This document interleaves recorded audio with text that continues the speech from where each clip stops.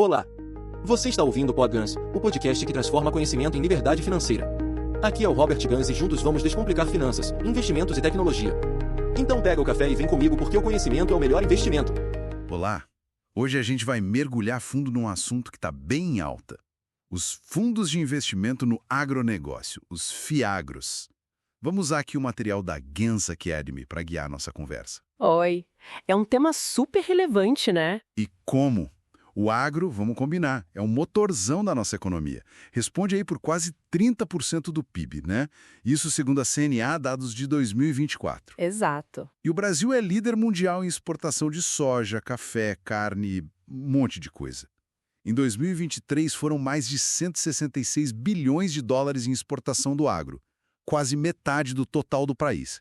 E emprega a gente pra caramba, mais de 28 milhões de pessoas. É gigante. Um gigante que até pouco tempo atrás tinha uma presença no mercado de capitais que não condizia muito com esse tamanho todo no PIB, sabe? Sério? Como assim? Olha, algo como 25% do PIB contra uns 5% só do volume investido via bolsa. Era desproporcional. Nossa. Aí veio a Lei 14.130, lá em 2021, que criou os FIAGROS.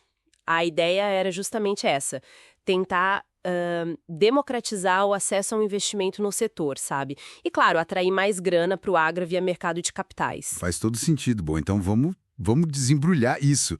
O que são exatamente os FIAGROS, assim, na prática? Então, são veículos de investimento. O pessoal junta o dinheiro, os cotistas, né? E esse dinheiro é usado para investir na cadeia do agro. Pode ser em ativos financeiros, tipo títulos de crédito, ou até em ativos reais mesmo, como fazendas, armazéns. A lógica é permitir que mais gente invista no agro sem ter que, sei lá, comprar uma fazenda inteira. Entendi. E eles são todos iguais ou tem tipos diferentes? Tem tipos diferentes, sim. Basicamente, 3 categorias principais. Tem o FIAGRO FIDC, que foca mais em crédito, tipo CRAs, CPRs, mas esse é mais para investidor qualificado. Ah, tá. Não é para todo mundo. Não. Aí tem o FIAGRO FIP, que investe em participação em empresas do setor, também para qualificado. Certo. E tem o FIAGRO FI, que é o mais acessível para o público geral. Esse investe mais na parte imobiliária, terras, silos ou em títulos ligados a imóveis rurais. Ah, tipo os fundos imobiliários que a gente já conhece, só que voltados para o campo. Exatamente. A estrutura é bem parecida. E tem um atrativo legal, a isenção de imposto de renda nos rendimentos que ele distribui para a pessoa física. Opa, isso interessa. E que tipo de coisa a gente encontra dentro desses fundos, principalmente nesses FIIs? Olha, o mais comum são os títulos de crédito. Os CRAs, que são os certificados de recebíveis do agronegócio. Certo. Que são basicamente promessas de pagamento futuro ligadas ao setor, né? Tem as CPRs, cédulas de produto rural, que é tipo um adiantamento pela safra futura. E as LCAs, letras de crédito do agronegócio, que os bancos emitem para financiar o setor. Além disso, claro, podem ter imóveis rurais mesmo, terras, armazéns ou até cotas de outros fundos. Essa variedade permite montar estratégias diferentes. E parece que essa estrutura pegou, né? Os números de crescimento são, puxa vida. Pegou muito.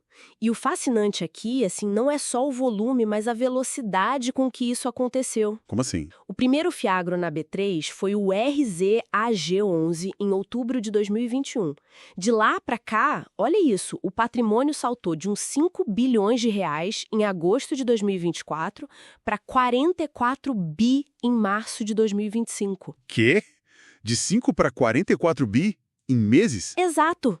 E o número de investidores pessoa física passou de 520 mil nesse período. É uma explosão. Caramba! Isso mostra talvez uma demanda que estava ali esperando, né? E talvez uma mudança na forma como o mercado vê o risco e o retorno do agro, que antes parecia meio distante para o investidor comum. A XP está até projetando que pode chegar a 75 bilhões até o fim de 2025. Uau! Mas um crescimento tão rápido assim, tão forte. A gente tem que falar dos riscos também, né?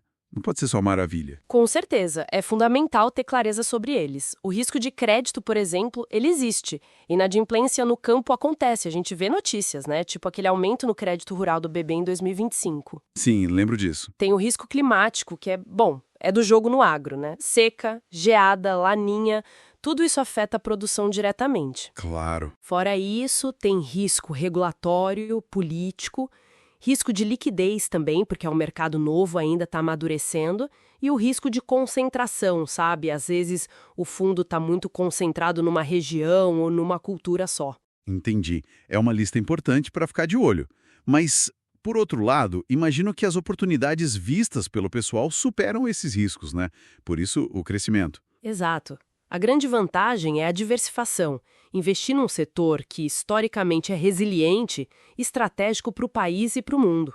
A isenção fiscal no FIAGRO-FI, para a pessoa física, como a gente falou, ajuda bastante no bolso. Sim. E tem o potencial de rentabilidade, claro. Sempre lembrando que rentabilidade passada não garante futuro, né? Mas a gente viu exemplos tipo o VCRA11 rendendo acima do CDI em 2025. Se a gente junta tudo isso, investir em Fiagro acaba sendo um jeito de se expor ao crescimento da demanda mundial por alimentos. O Brasil está aí, com projeção de exportar ainda mais soja, milho. E já tem muita gestora grande e conhecida operando esses fundos, né? XP, RISA, JGP. Isso dá uma certa segurança, mas também exige mais análise, certo? Essencial. A lição de casa do investidor é crucial aqui. Tem que dar uma olhada no que tem dentro do fundo, como ele está diversificado, qual o prazo dos títulos, a qualidade desse crédito, qual a estratégia da gestora, quem é a gestora. Certo. E acompanhar os indicadores do setor, né? Clima, preço de commodity, inadimplência. Isso tudo levanta uma questão importante. Entender se aquele fiagro específico combina com o perfil de risco e os objetivos de cada um. Bem colocado. Então, os fiagros se mostram como uma ponte interessante, né? Ligando o capital do investidor com a necessidade de financiamento de um setor-chave da nossa economia. Mas é uma ponte que tem que atravessar olhando bem onde pisa. Perfeito. É um caminho promissor, sim, mas exige informação, exige análise crítica. Não dá para ir só na onda. Para a gente fechar, então, fica uma reflexão.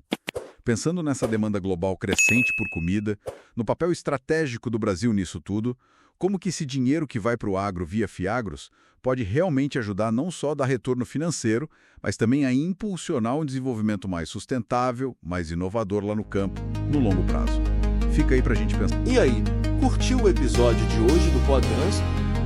Então se inscreve e compartilha. Obrigado por me acompanhar até aqui. Conhecimento é o melhor investimento. Te espero no próximo episódio.